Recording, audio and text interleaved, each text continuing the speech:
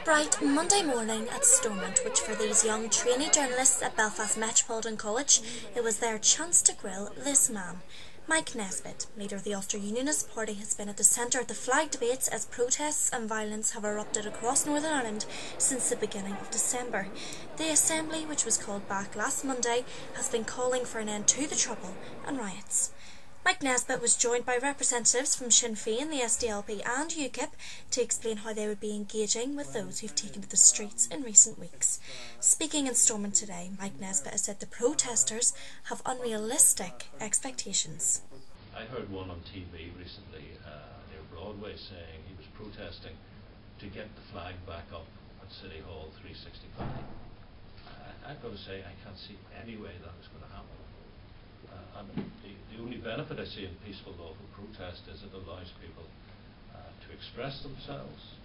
It raises awareness of the fact that there are people who are angry out there and perhaps the scale of it. But in actually achieving anything beyond that, you need a different strategy, and that is what I'm trying to work with others to try and offer people.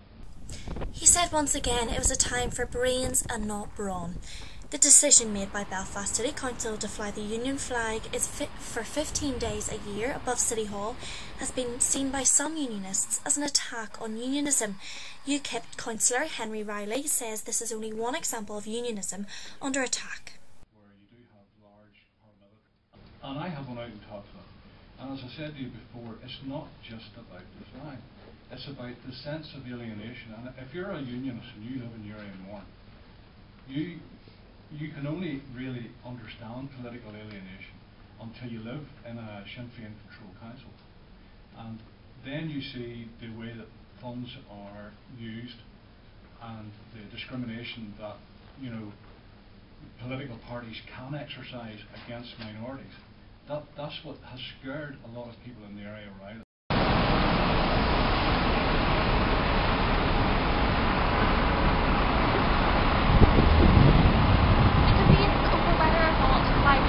Of this building at City Hall 365 days a year has been one of the most protests and tensions across Northern Ireland this past fortnight.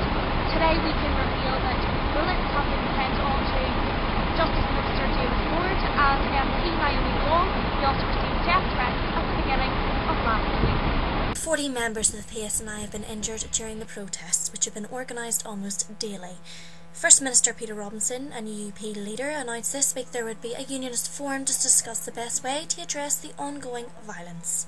Unionists should in fact be saying, well, this is in fact a compromise, and a good compromise that should appeal to all people, not just to Catholic people or nationalist people or Republican people, but also to unionists.